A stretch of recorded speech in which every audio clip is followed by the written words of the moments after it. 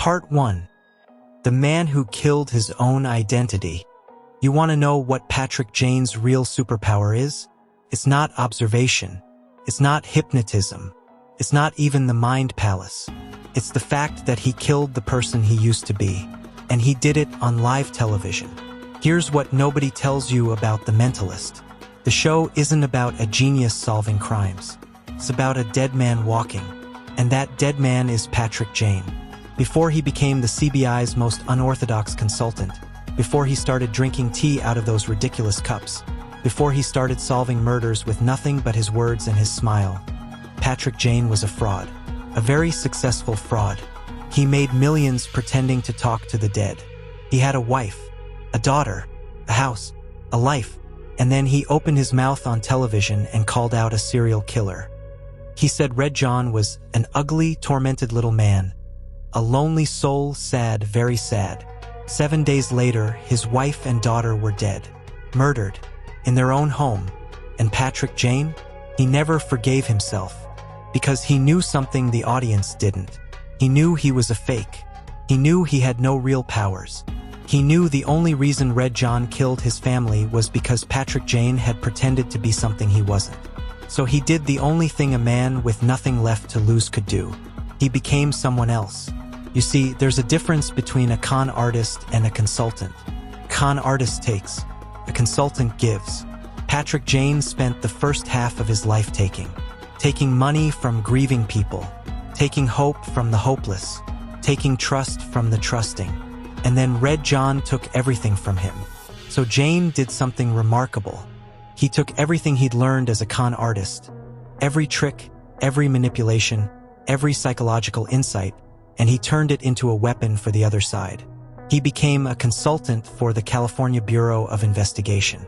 Not because he believed in the law, not because he wanted to be a good person, because he needed access to files, access to crime scenes, access to suspects, access to Red John. Here's the thing about Patrick Jane that most people miss. He doesn't solve cases the way other detectives do. Other detectives look for evidence. Jane looks for people.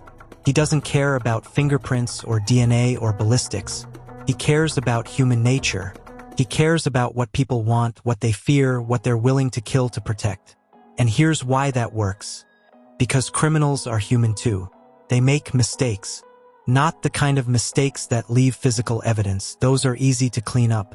The kind of mistakes that leave psychological evidence. The kind that shows up in a micro-expression, a hesitation, a word choice. The kind that only someone who spent years reading people for a living can see. Let me show you how this works. Imagine you're in an interrogation room. You haven't done anything wrong. You're innocent. The detective across from you asks you a question. What were you doing on the night of the 14th? You answer honestly. Your eyes don't dart around. Your voice doesn't waver. Your breathing stays steady. Now imagine you're guilty. You've been rehearsing this answer for weeks. You know exactly what you're going to say. But here's the problem, you've rehearsed it. And when you deliver it, it sounds rehearsed. Your words come out too smooth, too perfect, too practiced. Patrick Jane doesn't need a polygraph. He doesn't need forensic evidence. He just needs to hear you lie once. And he'll know, because he was a professional liar. He knows what lies sound like. He knows what lies look like. He knows what lies feel like, because he told them for years. The real genius of Patrick Jane isn't his observation skills. It's his understanding of human vulnerability. Every single person has a weakness. Every single person has something they're desperate to protect. Every single person has a button you can push. Jane doesn't push those buttons randomly. He finds the right button for the right person, and he pushes it at exactly the right moment. Let me give you an example. In one episode, Jane needed to catch a killer who had hidden evidence somewhere. He couldn't find it. The killer was too careful. So Jane did something brilliant. He hypnotized a witness with amnesia, planted a behavioral trigger in her mind. Then he brought her to a funeral service for one of the victims. All the suspects were there. And then Jane said the magic words. The hypnotized woman started shouting, "They left something behind." The killer panicked. He rushed back to the crime scene to check for evidence he'd forgotten. And the CBI was waiting for him. Here's what's beautiful about this. Jane didn't need to know who the killer was beforehand. He didn't need a confession. He didn't need physical evidence. He just needed to understand human psychology well enough to build a trap that only a guilty person would walk into. Now let's talk about observation, because this is what everyone thinks Patrick Jane is about. And they're half right. He is an extraordinary observer. But here's the secret that nobody tells you. Observation without interpretation is useless. You can notice every detail in a room, every speck of dust, every scratch on the furniture, every piece of lint on someone's jacket. But if you don't know what those details mean, you're just a camera. Patrick Jane isn't a camera. He's a translator. He takes the details he observes and translates them into human truth. Let me show you what I mean. You're at a crime scene. There's a body on the floor. Most detectives look at the body. They look at the wounds, the position, the blood spatter. Patrick Jane looks at everything else. He looks at the books on the shelf. He looks at the photographs on the wall. He looks at the half-empty coffee cup on the table. And he asks himself, what was this person doing before they died? Who were they expecting? What were they thinking about? What were they afraid of? Because Jane knows something that most people forget. The victim is the most important witness. And the victim's life tells you everything you need to know about their death. Here's another example. Jane walks into a room. He meets someone for the first time. Within 30 seconds, he knows more about that person than most people would learn in a year. How? Because he's looking for clues that most people don't even know exist. He looks at their shoes. Are they worn down on one side more than the other? That tells him how they walk, how they stand, how they distribute their weight. He looks at their hands. Are their nails clean or dirty, calloused or soft? That tells him what they do for a living, what they do with their time. He looks at their eyes. Where do they look when they answer a question? Up and to the left, up and to the right? That tells him how they process information, whether they're telling the truth or constructing a lie. He looks at their clothes. Are they expensive or cheap? Well-fitted or ill-fitting? That tells him about their income, their self-image, their priorities. But here's the really interesting part. Patrick Jane doesn't just observe people. He plays with them. He uses what he observes to create reactions. He says something unexpected. He watches how they respond. He adjusts his approach based on what he sees. It's like a chess game, except the pieces are human emotions. And Jane is always thinking several moves ahead. Let me give you a specific example from the show. In one episode, Jane was interrogating a suspect who was very confident. Too confident. The kind of person who thought they were smarter than everyone else. Most interrogators would try to break that confidence. They'd apply pressure. They'd threaten. They'd intimidate. Jane did something different. He complimented the suspect. He told them they were clever, that they'd done a good job covering their tracks. And then he left, just walked out of the room, left the suspect alone with their own thoughts. And here's what happened. The suspect started to doubt themselves. If Jane was so confident, why did he leave so easily? Was he setting a trap? Was he building a case somewhere else? The suspect's confidence crumbled. And when Jane came back an hour later, the suspect was ready to confess. Because Jane understood something fundamental. Confidence is fragile. And the best way to destroy someone's confidence isn't to attack it. It's to ignore it. The psychology behind Jane's methods is actually quite simple. It's based on a few core principles. Principle 1. People want to be understood. When Jane talks to someone, he makes them feel seen. He notices things about them that nobody else notices. He validates their experience. And once they feel understood, they become vulnerable.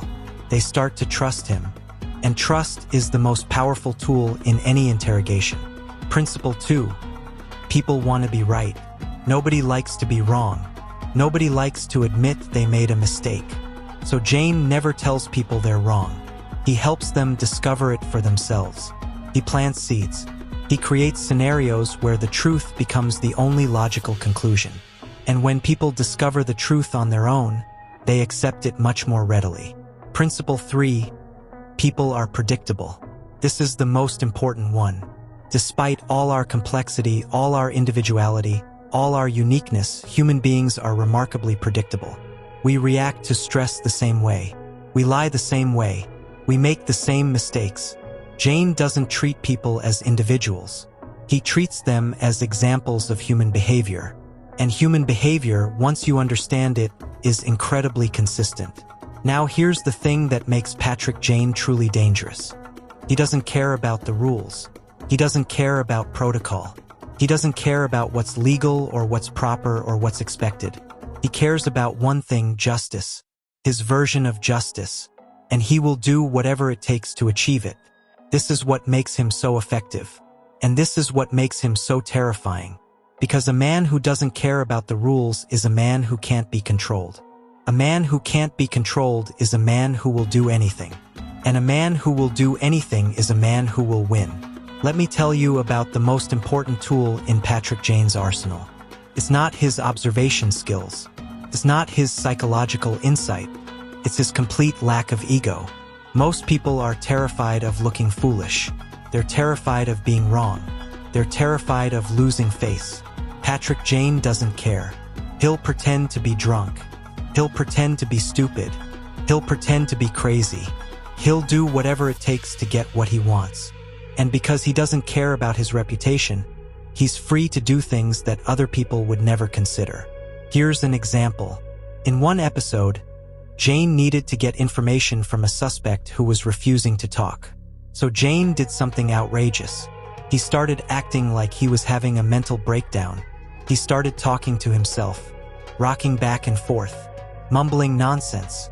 The suspect was confused, then uncomfortable, then worried. What was happening to this detective? Was he dangerous? Should they call for help? And in that moment of confusion, the suspect let their guard down. And Jane got the information he needed, because Jane understood something.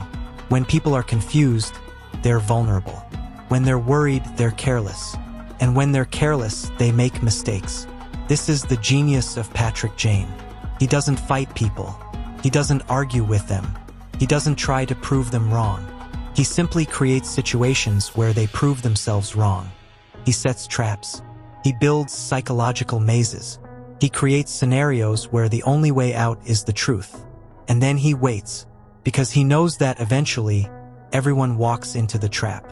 Not because they're stupid, not because they're careless, but because they're human.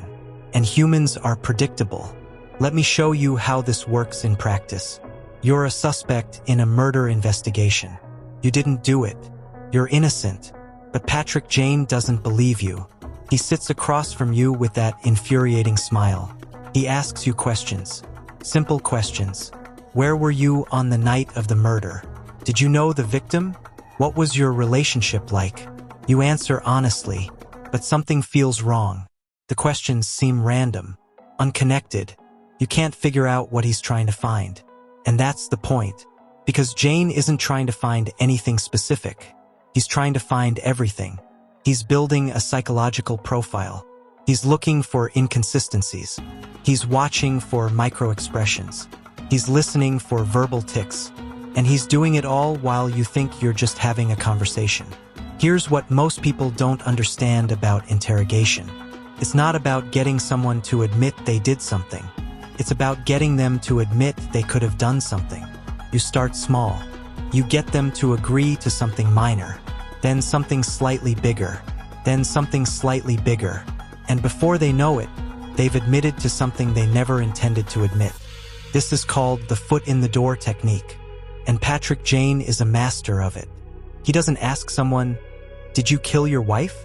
He asks, "Did you ever want to kill your wife?"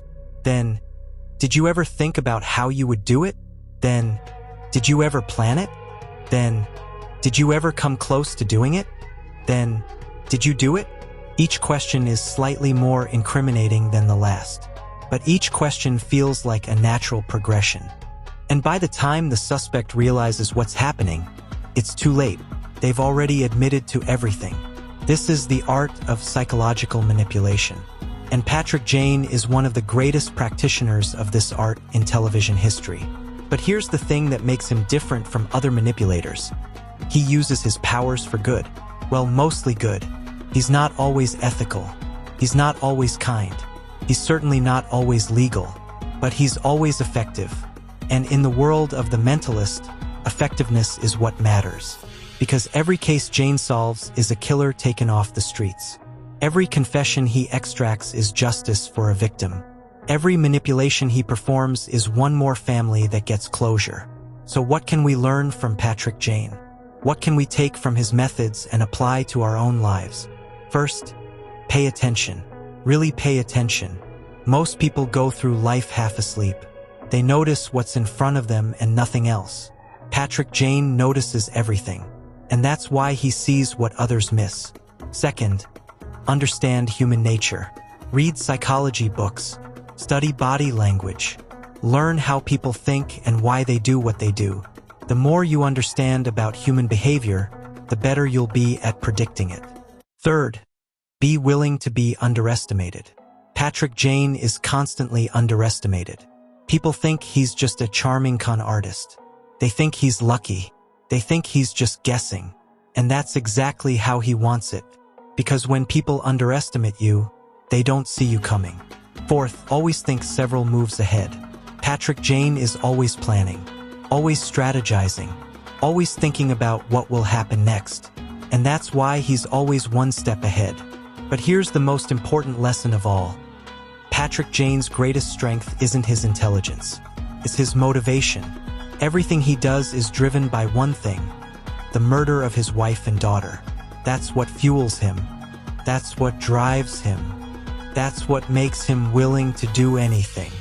And that's the real secret to his success. Because when you have nothing left to lose, you become unstoppable. Part 2. The art of reading the unreadable. You know what's the most terrifying thing about Patrick Jane? It's not that he can read you. It's that you don't even realize he's doing it. He'll be standing across the room, sipping his tea, smiling that infuriating smile, and he's already taken you apart, piece by piece, without you noticing a thing. Here's the truth about observation that nobody tells you. It's not about seeing more. It's about seeing differently. Most people look at a person and see a face. Patrick Jane looks at a person and sees a story. A story written in wrinkles and posture and clothing choices and the way they hold their coffee cup. And once he's read that story, he knows everything he needs to know. Let me break down how he does this. Because understanding Patrick Jane's methods isn't just interesting. It's useful. It's a way of seeing the world that can change how you interact with everyone you meet. Category 1. Appearance. The first thing Jane notices is how someone presents themselves. This isn't about vanity.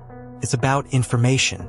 Every choice someone makes about their appearance tells you something about who they are. Clothing is the most obvious starting point. Is someone wearing expensive clothes or cheap ones? This tells you about their income level, obviously, but it also tells you about their priorities. Someone who spends money on clothes values appearance. Someone who doesn't may value practicality or comfort, or they may simply not have the money to spend. But here's where it gets interesting. Jane looks beyond the price tag. He looks at how the clothes fit. Are they perfectly tailored or off the rack? This tells you how much the person cares about detail. He looks at how the clothes are maintained.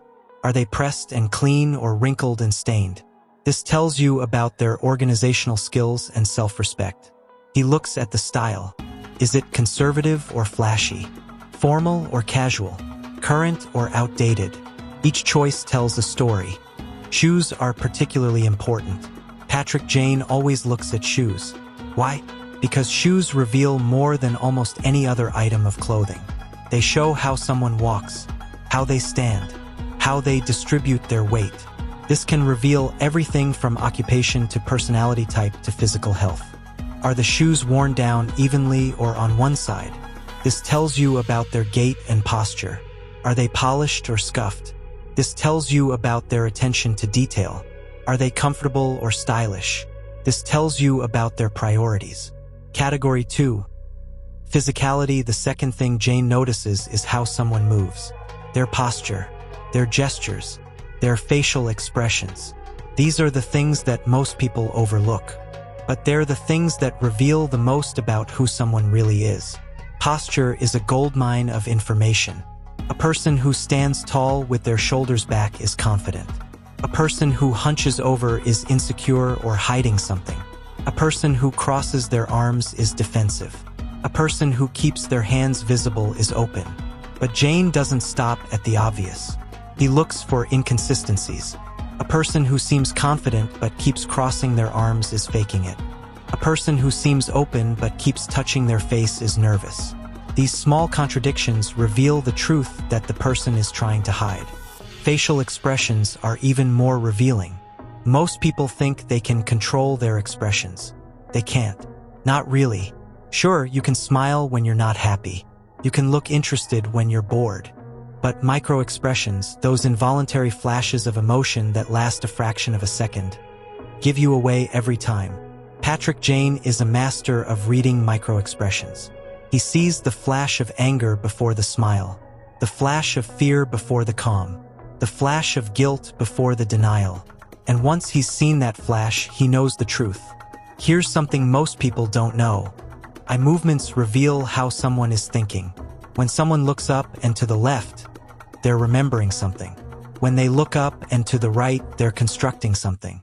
Remembering equals truth. Constructing equals lie. This isn't 100% reliable. Some people are wired differently. But it's a powerful indicator. And Patrick Jane uses it constantly. Category 3. Verbal and nonverbal communication. The third thing Jane notices is how someone speaks. Their word choice, their tone, their pace, their pauses. These are the things that reveal what someone is really thinking, regardless of what they're saying. Word choice is incredibly revealing.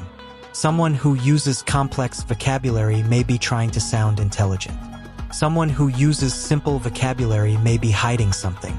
But the real gold is in the specific words they choose. Do they say I or we?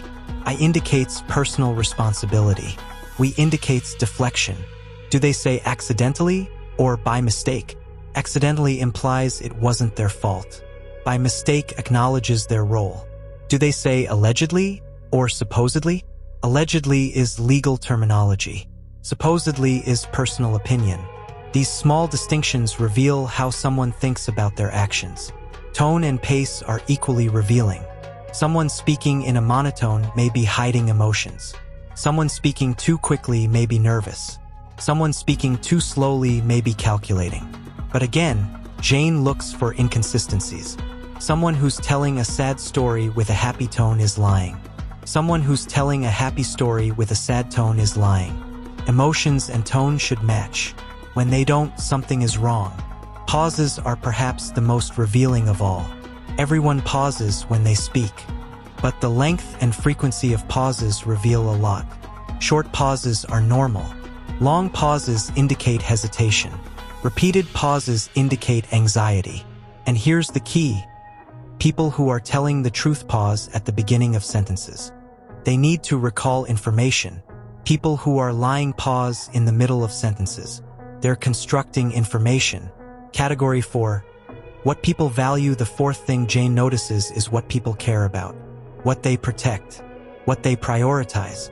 What they react to emotionally. Because what people value reveals who they are at the deepest level. This is where Jane's background as a fake psychic gives him an advantage. He spent years pretending to read people's minds. But to do that convincingly, he had to get very good at actually reading people. He had to understand what they wanted, what they feared, what they hoped for, what they were willing to pay for. And he used all of that information to create the illusion of psychic ability. Now he uses it to solve crimes. Here's how it works. Jane walks into a room and starts paying attention to what people protect. A person who keeps their bag close to them values their possessions. A person who checks their phone constantly values their connections. A person who touches their face repeatedly values their appearance. A person who looks at the door frequently wants to leave. Each of these tells Jane something about the person's priorities. And priorities reveal vulnerabilities. But Jane goes deeper than that. He looks at what people react to emotionally. He says something controversial and watches who reacts. He shares something personal and watches who connects. He presents a theory and watches who challenges it. The people who react strongly, positively, or negatively are the people who care. And the people who care are the people who have something to hide. Here's a specific example from the show. In one episode, Jane was investigating a murder at a high-end restaurant. He gathered all the suspects together and started talking about the menu.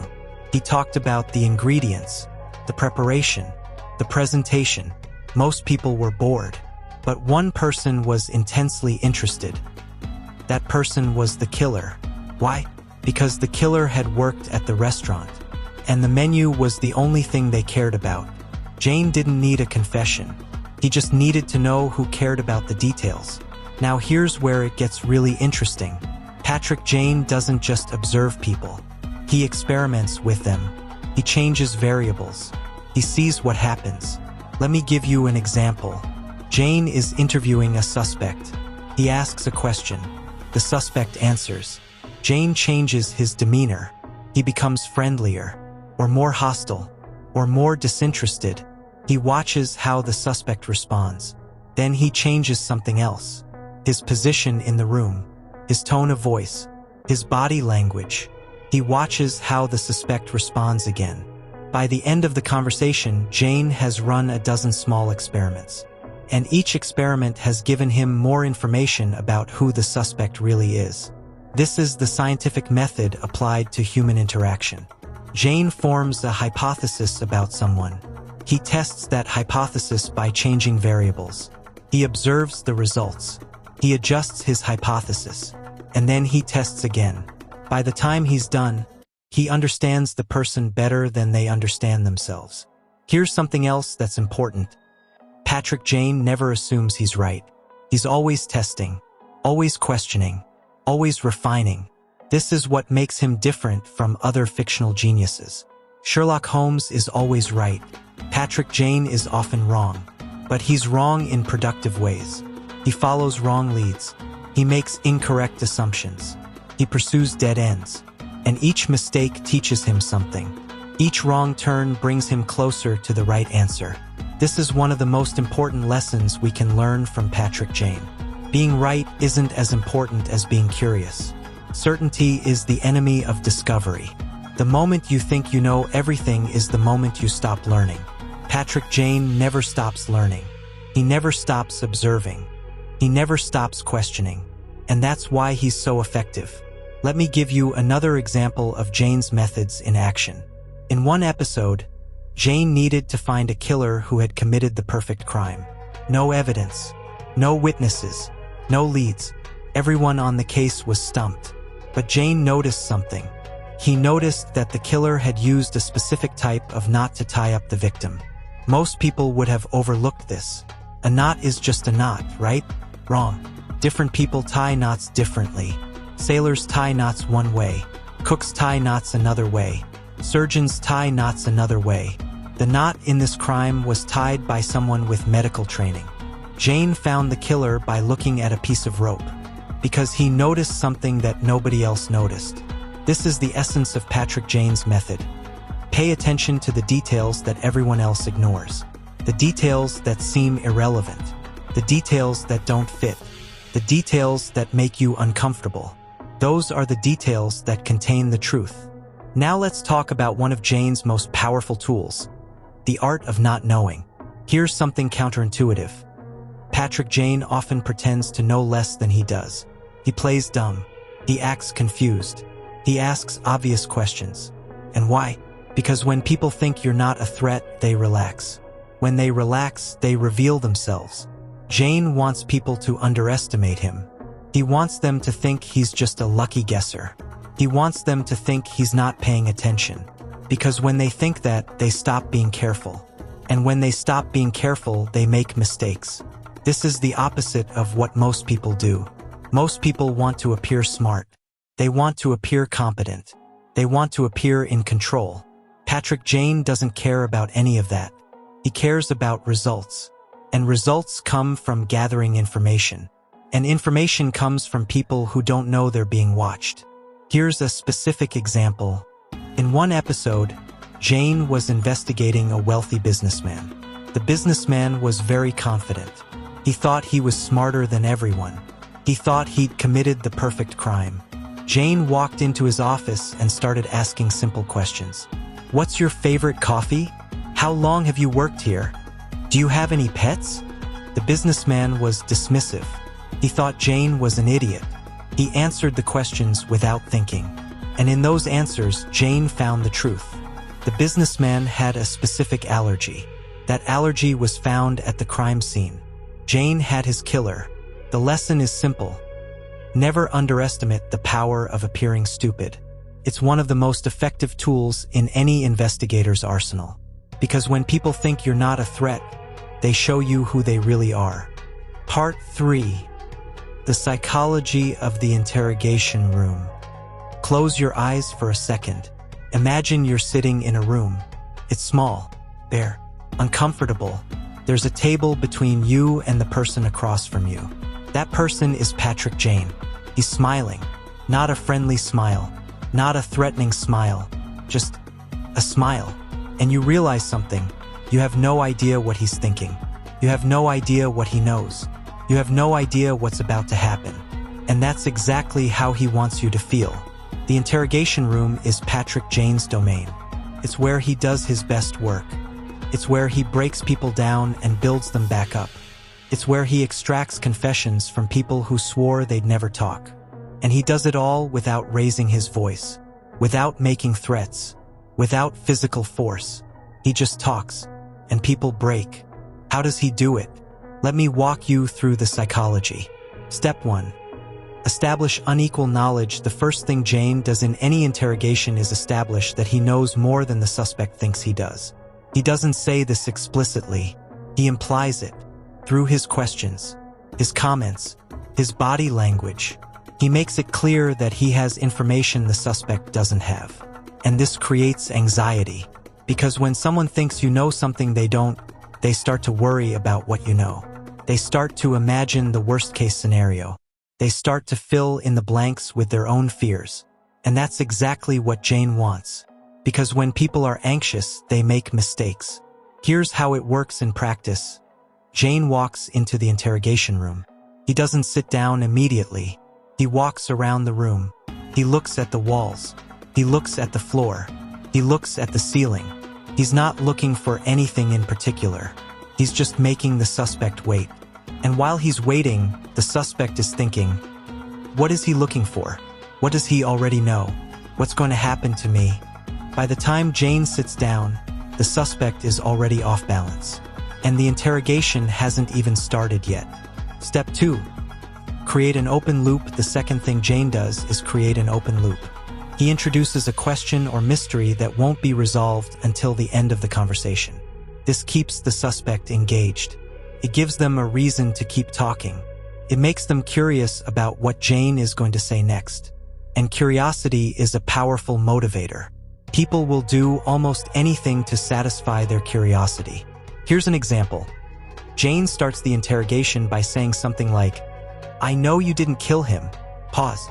But I also know you know who did. This creates 2 open loops. First, why does Jane think the suspect is innocent? Second, does the suspect really know who the killer is? The suspect wants to know why Jane thinks they're innocent. They want to know what Jane knows. And to find out, they have to keep talking. Step 3, build rapport. The third thing Jane does is build rapport. He creates a connection with the suspect. He makes them feel understood. He validates their experience. He shows them that he's not their enemy. And once they feel that connection, they start to trust him. And once they trust him, they start to open up. How does he build rapport? He mirrors their body language. He matches their tone of voice. He uses similar vocabulary. He finds common ground. He shows genuine interest in who they are. And he does all of this without making it obvious. It's subtle. It's natural. It's effective. Step 4. Reframe the situation. The fourth thing Jane does is reframe the situation. He changes how the suspect sees what's happening. He makes them see themselves differently. He makes them see their actions differently.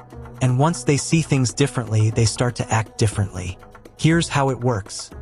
Most interrogators try to make the suspect feel guilty. They try to shame them into confessing. Jane does the opposite. He makes the suspect feel like they're not a bad person. He makes them feel like they made a mistake. He makes them feel like they can make it right. And once they see themselves as someone who made a mistake rather than someone who is evil, they're much more willing to confess. Let me give you a specific example. In one episode, Jane was interrogating a woman who had killed her husband. She was in denial. She kept insisting it was an accident. Most interrogators would have argued with her. They would have presented evidence. They would have tried to prove she was lying. Jane did none of that. Instead, he said, "I believe you. I believe it was an accident." Pause. "Tell me what happened." The woman started talking, and as she talked, she revealed inconsistencies. She revealed details that didn't match her story. She revealed the truth without even realizing it. Because Jane had given her permission to be honest. He had reframed the situation. She wasn't confessing to murder. She was explaining an accident. And that made it much easier for her to tell the truth. Step 5. The silence. The fifth thing Jane does is use silence. Most people are uncomfortable with silence. They feel the need to fill it. They feel the need to explain themselves. They feel the need to justify their actions. Jane knows this, so he uses silence as a weapon. He asks a question. Then he waits. He doesn't fill the silence with words. He doesn't prompt the suspect. He just waits. And eventually, the suspect starts talking. They start explaining. They start justifying. They start revealing things they never intended to reveal. Here's the psychology behind this. When someone is under pressure, silence makes them uncomfortable. They start to wonder what the other person is thinking. They start to worry that the other person knows something they don't. They start to feel the need to defend themselves. And in that defense, they reveal the truth. Step 6. The emotional lever. The sixth thing Jane does is find the emotional lever. Everyone has something they care about deeply, something they're afraid of losing, something they're desperate to protect. Jane finds that thing, and then he uses it, not through threats, through understanding, through empathy, through showing them that the only way to protect what they care about is to tell the truth. Here's an example. In one episode, Jane was interrogating a father who had killed someone to protect his daughter.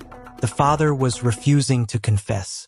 He was willing to go to prison rather than let his daughter know what he'd done. Jane understood this. He didn't threaten the father. He didn't try to expose him. Instead, he said, "You love your daughter. I can see that. I had a daughter once. I would have done anything to protect her." Pause. "I understand why you did what you did. But here's the thing, your daughter is going to find out eventually. The truth always comes out. And when it does, she's going to wonder why you didn't trust her enough to tell her the truth. She's going to wonder if you thought she was too weak to handle it. Is that what you want?" The father broke down. He confessed, because Jane had found his emotional lever, his love for his daughter, and used it to show him that the only way to truly protect her was to tell the truth. Step 7. The choice. The seventh thing Jane does is give the suspect a choice. He makes them feel like they're in control. He makes them feel like they're making a decision rather than being forced. And when people feel like they're in control, they're much more willing to cooperate. Here's how it works.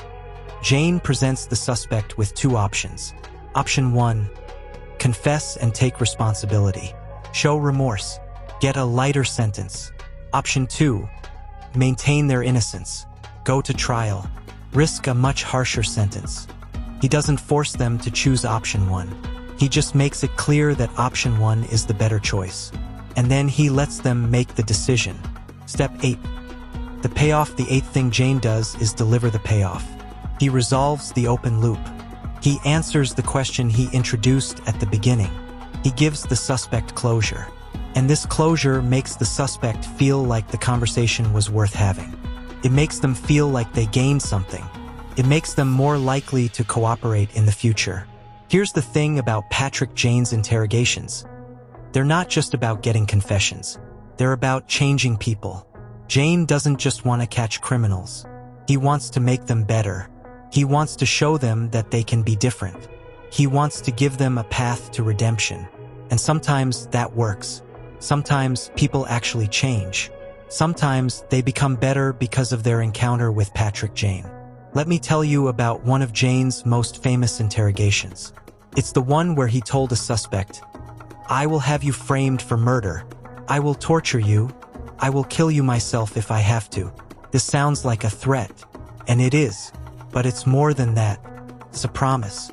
It's Jane telling the suspect that there's nothing he won't do to get justice. And when the suspect hears that, they realize something. They can't win. They can't outlast Jane. They can't outsmart him. They can't outweight him. The only way out is through confession. This is the power of Patrick Jane. He's not just smart. He's relentless. He's not just observant. He's unstoppable. He's not just manipulative. He's committed. And when you combine those things, intelligence, relentlessness, manipulation, and commitment, you get someone who almost always gets what they want. But here's the question. Is Patrick Jane a good person? The answer is complicated. He does good things. He catches killers. He brings justice to victims. He helps people. But he also does bad things. He lies. He manipulates. He breaks the rules. He uses people. And he does all of it without a second thought. Because for Patrick Jane, the ends always justify the means. This is what makes him such a compelling character. He's not a hero in the traditional sense. He's not a villain either. He's something in between. He's a man who lost everything and decided that nothing else mattered except getting it back. He's a man who was broken and rebuilt himself into something new. He's a man who uses darkness to create light. Part 4. The Red John Obsession. Let me tell you about the ghost that haunts Patrick Jane. His name is Red John, and he's the reason Jane became who he is. Red John is a serial killer, but that's like saying the ocean is wet. It's true, but it doesn't capture the scale of it. Red John isn't just a killer. He's a force of nature. He's a cult leader. He's a master manipulator. He's everything Patrick Jane could have become if he'd chosen a different path. And he's the man who murdered Jane's wife and daughter. Here's the backstory. Before Red John, Patrick Jane was a fraud. He was a fake psychic making money off gullible people. He had a wife he loved, a daughter he adored, a life he enjoyed, and then he made a mistake. He went on television and taunted a serial killer. He said Red John was an ugly, tormented little man, a lonely soul, sad, very sad. Red John didn't take that well. He killed Jane's wife and daughter, just to prove a point, just to show Jane that his words had consequences. And Jane has been hunting him ever since. Here's the thing about revenge. It's consuming. It's all-consuming. It takes over every aspect of your life. It becomes the only thing that matters. And for Patrick Jane, revenge is the only thing that matters. He doesn't care about the law. He doesn't care about the rules. He doesn't care about protocol. He cares about one thing, killing Red John. And he will do whatever it takes to make that happen. This is what makes Patrick Jane so dangerous. Most people have limits. Most people have lines they won't cross. Patrick Jane doesn't. He'll lie. He'll cheat. He'll steal. He'll manipulate. He'll destroy anyone who gets in his way. Because nothing matters except killing Red John. Let me give you an example of how far Jane is willing to go. In one episode, Jane needed information from a suspect who was refusing to talk. So Jane did something extreme. He pretended to be having a psychotic break. He started talking to his dead wife. He started having a conversation with her in the interrogation room. The suspect was horrified. They didn't know what to do. They didn't know how to react. And in that confusion, they let their guard down. And Jane got the information he needed. Was this ethical? No. Was it legal? Probably not. Did it work? Yes. And for Patrick Jane, that's all that matters. Here's the thing about Patrick Jane's obsession with Red John. It's not just about revenge. It's about redemption. Jane spent years lying to people. He spent years pretending to have powers he didn't have. He spent years taking money from grieving people who were desperate for hope. And then Red John took everything from him. Jane sees killing Red John as a way to make up for his past. He sees it as a way to become a good person. He sees it as a way to earn his redemption. But here's the problem. Redemption doesn't work that way. You can't earn your way back to goodness by doing something bad. You can't make up for past wrongs by committing new ones. And Patrick Jane knows this. Deep down, he knows, but he doesn't care. Because the alternative, living with what happened, is too painful. Let me tell you about the psychological warfare between Jane and Red John. It's unlike anything else in television. It's not just a cat and mouse game. It's a battle of wills, a battle of minds, a battle of souls. Red John is always one step ahead. He always knows what Jane is going to do. He always has a countermove. He always seems to be in control. And this drives Jane crazy. Because Jane is used to being the smartest person in the room. He's used to being the one who's always ahead. But with Red John, he's always behind. Here's how Red John operates. He never gets his hands dirty. He uses proxies. He uses manipulation. He uses psychological warfare. He plants evidence. He sends anonymous messages. He kills people close to Jane just to prove he can. He creates chaos and confusion. And he watches Jane try to clean up the mess. This is why Jane is so obsessed. Because Red John is the only person who can beat him. The only person who can outthink him. The only person who can outmaneuver him. And Jane can't stand that. He can't stand being second best. He can't stand being outsmarted. He can't stand being humiliated. And Red John humiliates him constantly. Let me give you an example of Red John's psychological warfare. In one episode, Red John killed someone close to Jane. Not because he had to. Not because the person was a threat. Just because he could. Just to show Jane that he was still in control. Just to remind Jane that he could take anything from him at any time. And Jane knew what was happening. He knew Red John was sending a message. He knew Red John was playing with him. And he couldn't do anything about it. This is the essence of the Jane-Red John relationship. It's a game. A deadly, terrifying, all-consuming game. And neither of them can stop playing. Here's what's really interesting about Patrick Jane's obsession. It makes him more effective. It gives him focus. It gives him drive. It gives him purpose. Without Red John, Jane would just be a clever man with a checkered past. With Red John, he's a force of nature. But here's the cost. The obsession consumes him. It destroys his relationships. It isolates him from the people who care about him. It makes him do things he wouldn't otherwise do. It turns him into someone he doesn't recognize. This is the tragedy of Patrick Jane. He's a good man who does bad things for a good reason. He's a hero who acts like a villain. He's a victim who becomes a victimizer. And he can't stop. He can't step back. He can't see what he's becoming. Because all he can see is Red John. Let me tell you about the people around Jane. Teresa Lisbon is his partner. She's the one who keeps him in check. She's the one who reminds him of his humanity. She's the one who tries to pull him back from the edge.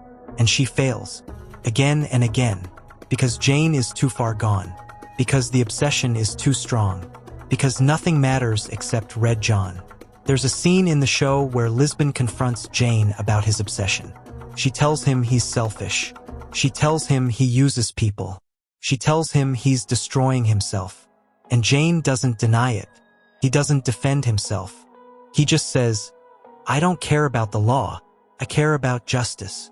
And that's the truth. That's who Patrick Jane is. He doesn't care about rules. He doesn't care about consequences. He cares about one thing, making things right. But here's the question. What does making things right even mean? Does it mean catching Red John?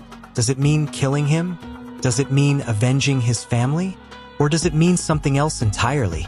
I think Patrick Jane doesn't know. I think he's been chasing Red John for so long that he's forgotten why he started. I think the revenge has become its own purpose. I think he's lost sight of what he's actually trying to achieve. And I think that's the real tragedy. Because even if he catches Red John, even if he kills him, even if he gets his revenge, it won't bring back his wife. It won't bring back his daughter. It won't undo what happened. And Jane knows this.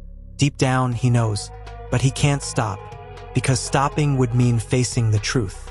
And the truth is too painful to face. This is what makes Patrick Jane such a compelling character. He's not just a genius. He's not just a detective. He's a man in pain. A man who lost everything. A man who's trying to find meaning in the ruins of his life. And he's doing it the only way he knows how, by hunting the monster who destroyed him. Let me tell you about the end of the Red John story. Spoiler alert, Jane eventually finds him. He eventually kills him. He gets his revenge. And then what? He's empty. He's lost. He doesn't know who he is anymore. Because for years, his identity was tied to his obsession. For years, he was defined by his quest for revenge. And now that it's over, he doesn't know what to do with himself. This is the real lesson of Patrick Jane's story. Revenge doesn't heal you. It doesn't make you whole. It doesn't bring back what you lost.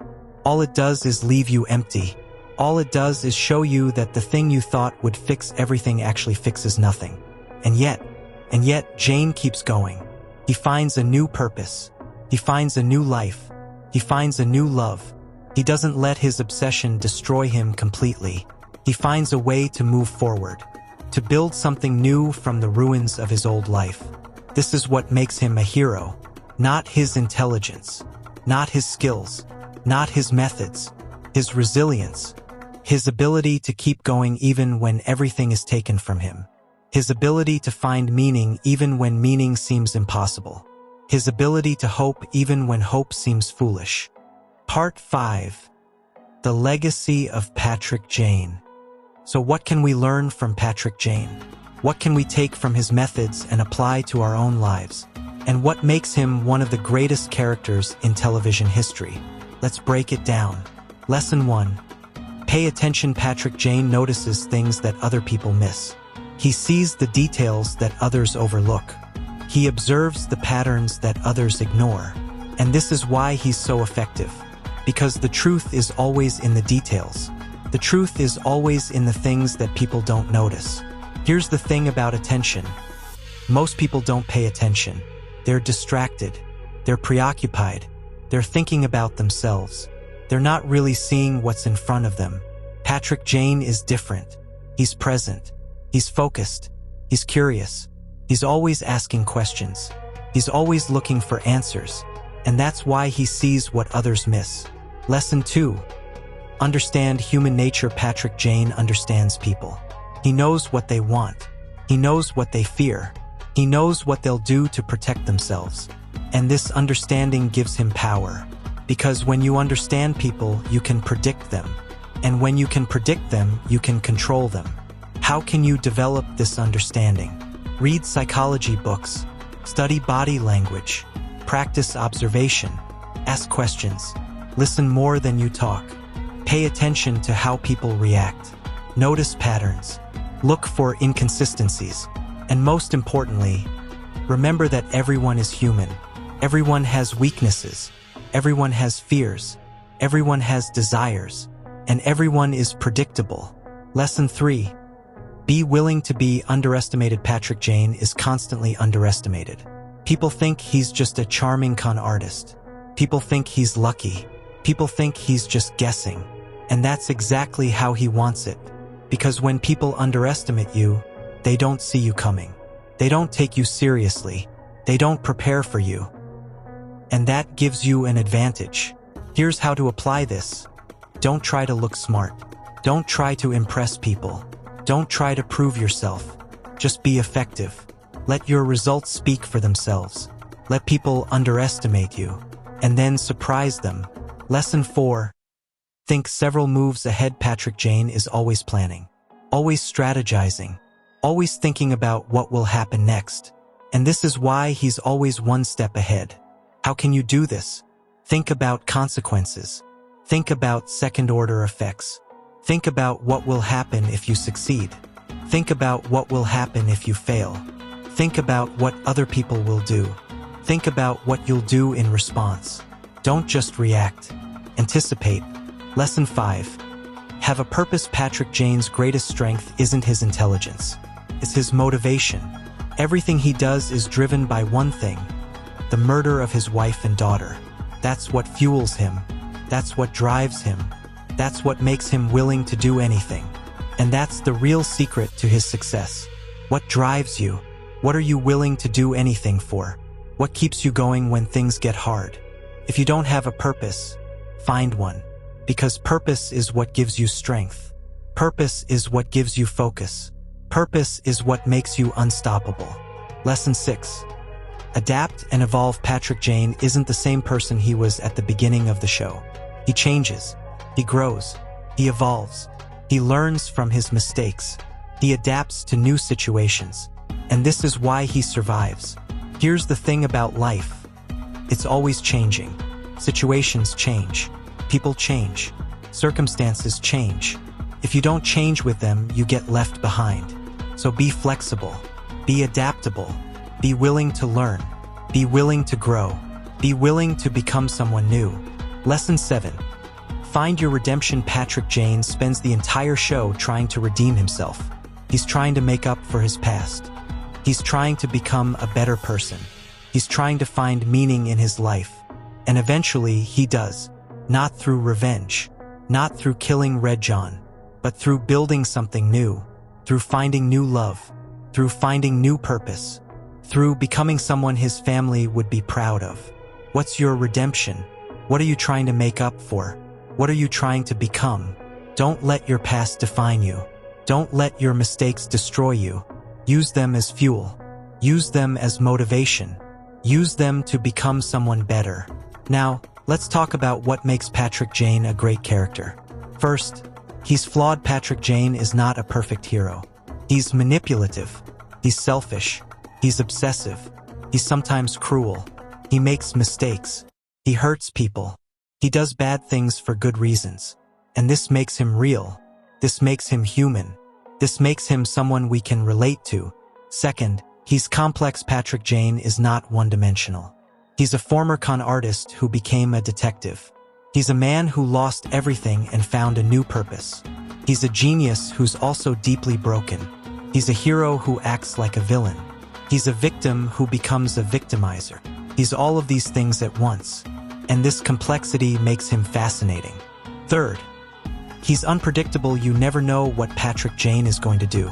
He might charm you. He might threaten you. He might manipulate you. He might help you. He might hurt you.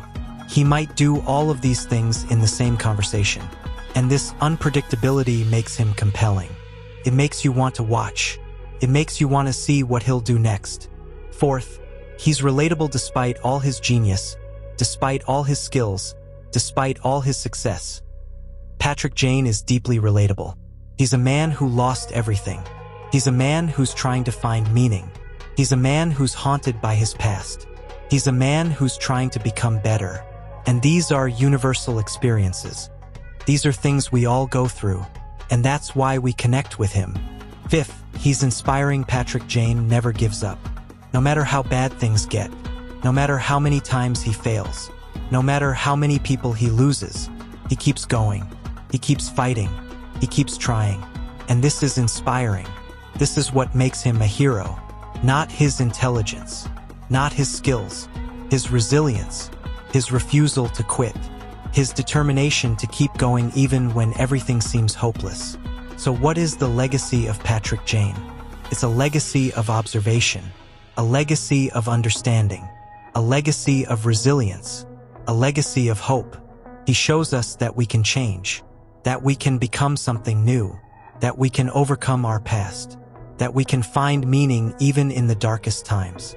He shows us that intelligence is important, but it's not everything. That skills are important, but they're not everything. That what really matters is purpose. What really matters is determination. What really matters is the refusal to give up. Let me leave you with this. Patrick Jane is a fictional character. He's not real. His methods are exaggerated. His skills are unrealistic. But the principles behind his methods are real. The principles behind his success are real. Pay attention. Understand people. Think ahead. Have a purpose. Adapt and evolve. Find your redemption. Never give up. These are things we can all do. These are things we can all practice. These are things that can make us better. Here's the final thing I want you to remember. Patrick Jane started as a fraud. He was a liar, con artist, a fake, and he became something more. He became a hero. He became a force for good. He became someone his family would be proud of. And if he can do it, so can you. That's the real lesson of the mentalist. Not the tricks, not the manipulation, not the observation, the transformation, the redemption, the hope. Patrick Jane was broken, and he rebuilt himself, piece by piece, day by day, mistake by mistake, and he became someone worth being. You can do the same. You can rebuild yourself. You can become someone new. You can find your purpose. You can find your redemption. You can find your hope. It starts with paying attention to yourself, to others, to the world around you. It starts with understanding people, understanding situations, understanding yourself. It starts with purpose, finding something worth fighting for, something worth living for, something worth dying for. And it starts with never giving up. No matter how hard it gets, no matter how many times you fail, no matter how many people you lose, keep going, keep fighting, keep trying, because eventually you'll get there. Eventually you'll find what you're looking for. Eventually you'll become who you're meant to be. That's the legacy of Patrick Jane. That's what he teaches us. That's why we love him. That's why we'll never forget him. The end Patrick Jane's tactics aren't just about solving crimes. They're about understanding the human condition.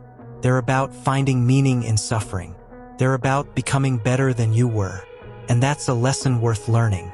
That's a lesson worth living. That's a lesson worth sharing. Thank you for watching. Now go pay attention. Go understand. Go become. Go be the person you were meant to be.